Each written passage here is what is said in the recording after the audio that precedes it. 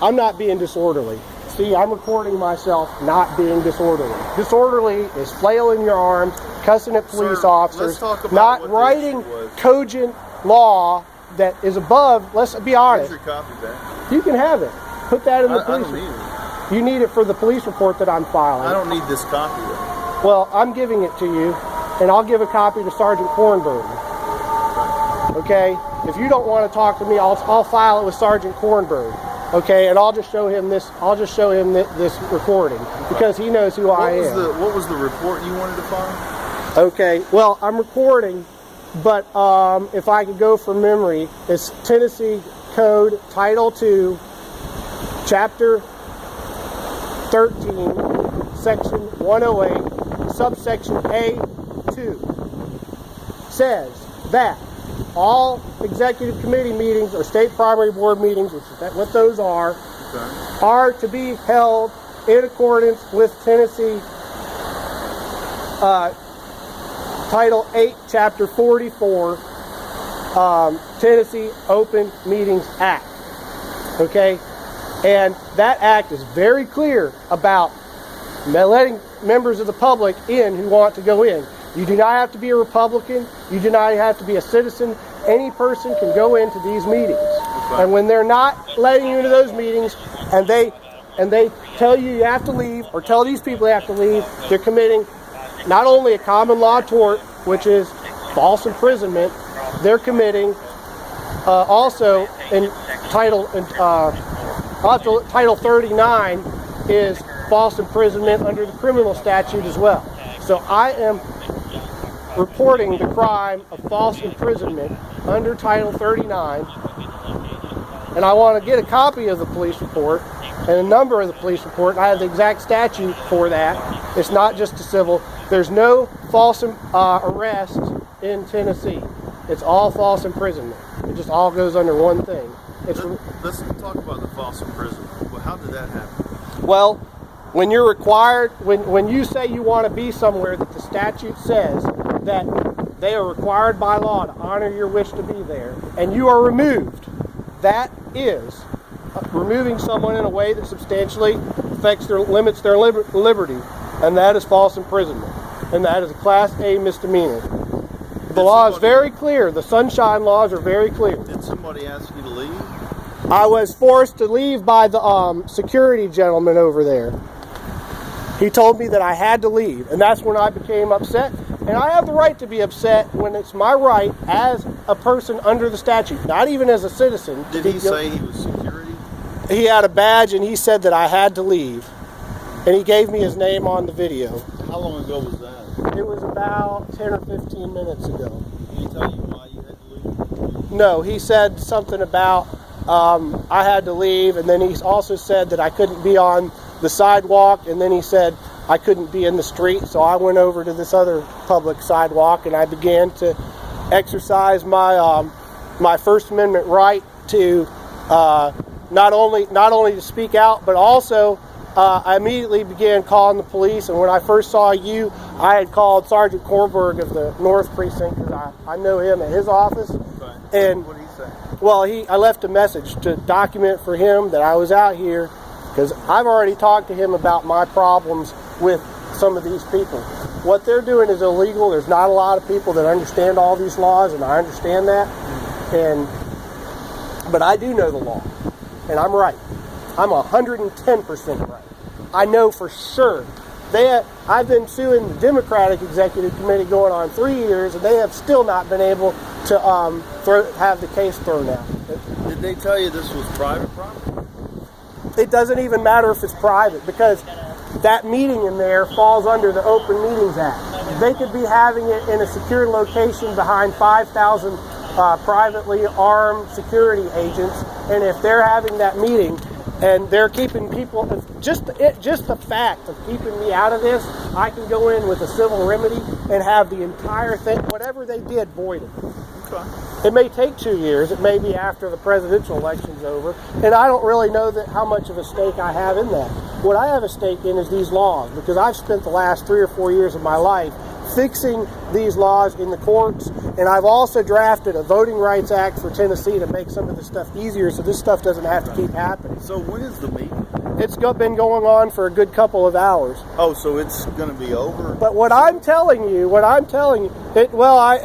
heard about on Facebook from a former senator, a friend of mine, and I started sending him all this stuff. And I said, well, it's in Nashville. And I said, well, I'm going to go down there now. So I drafted this and cut some of the stuff out on accident because of the computer thing.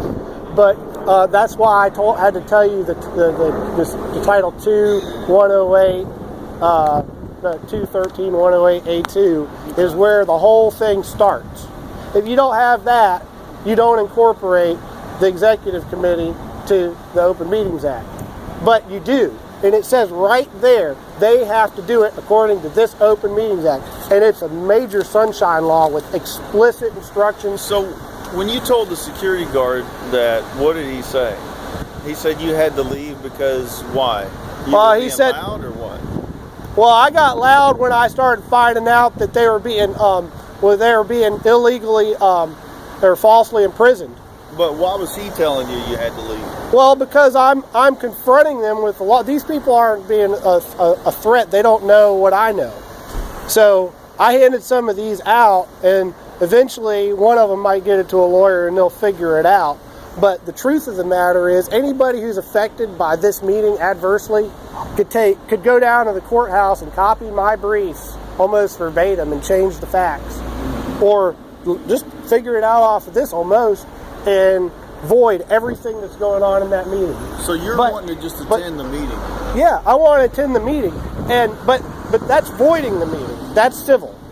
Criminal is the actual act of prohibiting somebody who's lawfully allowed to be here. What's the meeting for today? It's the executive committee meeting for the Republican Party, and I'm a police officer, but you have to understand I'm engaging. Okay, I'm engaging something that There's things like this that happen every day that make the choices for what we're going to do in our society. Who's going to pay for this car? Who's going to hire this person? How our whole society is going to function. Yeah. And that's why they want to meet in secret in these meetings. Now, maybe next year I'll get a law passed because I've been talking to some legislators and drafting a legislation that'll make it easier, like a citizens enforcement thing. Right now, what you're seeing, officer, is the remedy. Everything I've told you is the remedy to enforce the Open Meetings Act. We do need more laws, like where you can go and get an emergency injunction or something like that. But we don't have that on the book.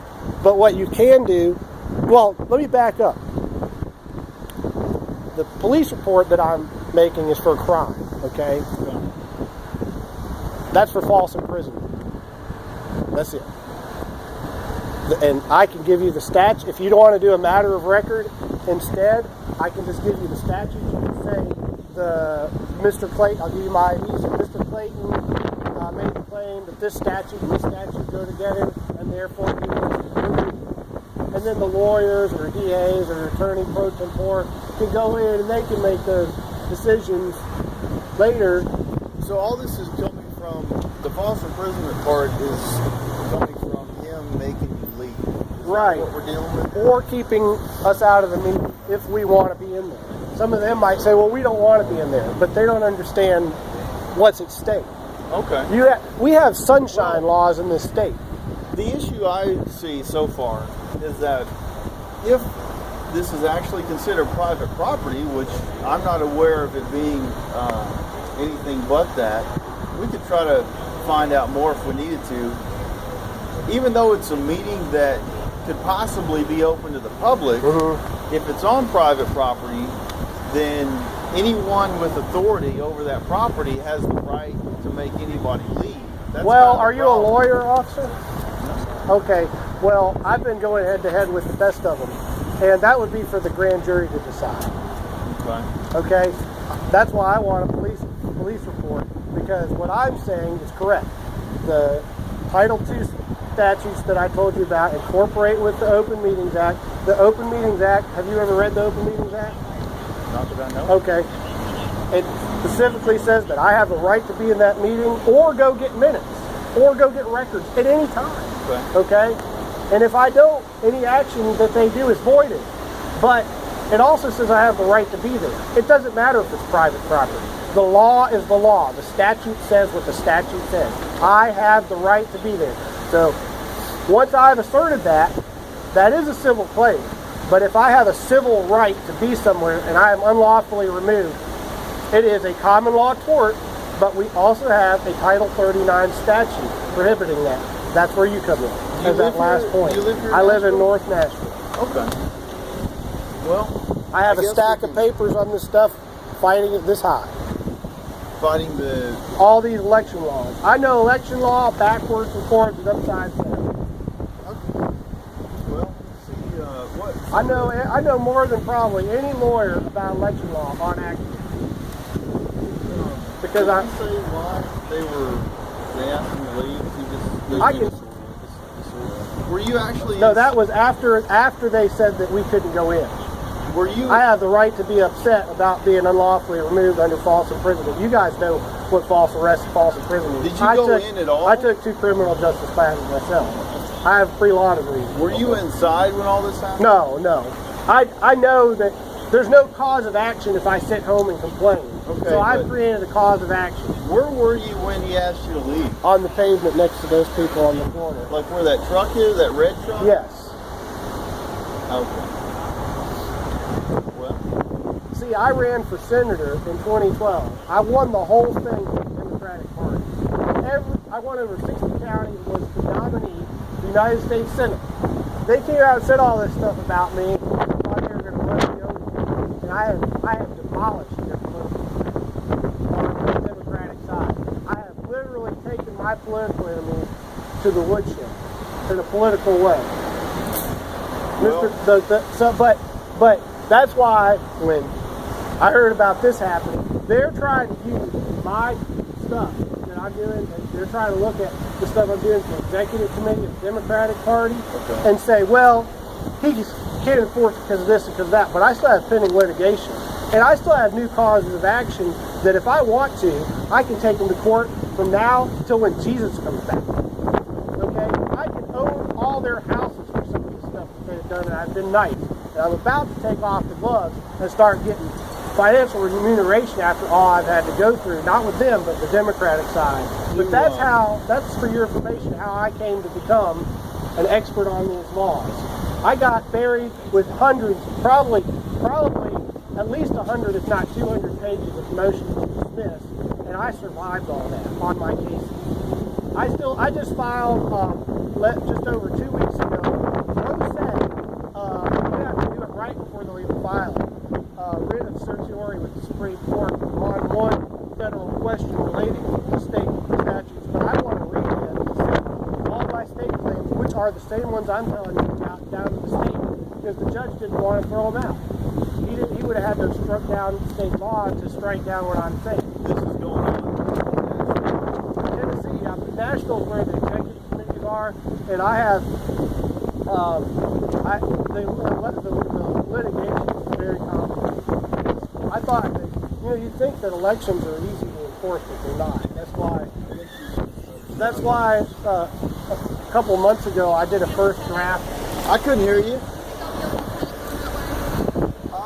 That's pretty tight. I mean, you can get out that way.